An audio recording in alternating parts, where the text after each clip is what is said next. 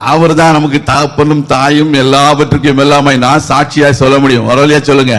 நான் ஞான ஸ்நானம் எடுக்கிறதுக்கு முன்பதாக என் பெற்றோரிடத்துல ஒரு ஒரு பெர்மிஷன் கேட்கறதுக்காக நான் முயற்சி பண்ணேன். அப்ப அவங்களுக்கு மெசேஜ்லாம் கிடையாது, லெட்டர். அவங்க லெட்டர் எழுதி போட்டாச்சு, நான் ஞான ஸ்நானம் எடுக்க போறேன், எனக்கு ஞானஸ்நானம் எடுக்கணும்னு ஆண்டவர் சொல்கிறாரு, நீங்க உங்க பெர்மிஷன் வேணும், உங்களுடைய அபிப்பிராயம் வேணும் அப்படின்னு கேட்கிறேன். அதுக்கிட்ட ஒரு வாரம் ஆச்சு, 10 நாள் ஆச்சு, பதில் வரல, ஒண்ணும் வரல. நான் அப்ப ஆண்டவர் என் கூட பேச தொடங்கிட்டாரு. உன் தகப்பனையாவது உன் தாயாவது என்னை விட நீ அதிகமாய் நேசிப்பாயானா நீ எனக்கு பாத்திரனே இல்லைன்னு சொல்லிட்டாரு. ஒரு அல்லையா சொல்லுவோமா? இதுக்கும் அல்லேலூயாவா பாஸ்டர் அப்படின்னு சொல்லலாம். ஆமா, ஏன்னா ஆண்டவர் சொல்லுகிறாரு நீ என்னுடையவன். ஒரு அல்லையா சொல்லுவோமா? தகப்பனும் தாயும் உங்களை கைவிட்டாலும் என் கர்த்தர் என்னை சேர்த்துக் கொள்வார் என்று விசுவாசிக்கிறவங்களா இல்லையா சொல்லுங்க.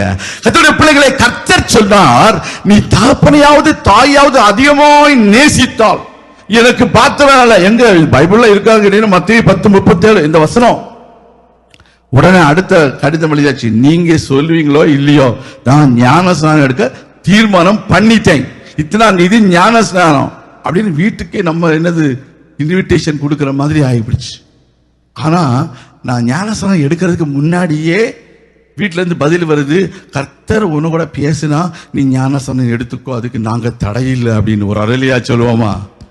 அல்லேலூயா.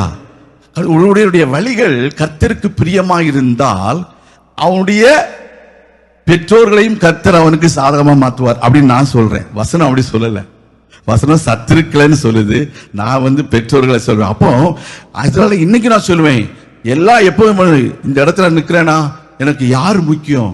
என்னுடைய தகப்பனும் தாயும் முக்கியமா, இல்ல கர்த்தர் அழைத்த அழைப்பு முக்கியமா? ஒரு வழியா சொல்லுங்க.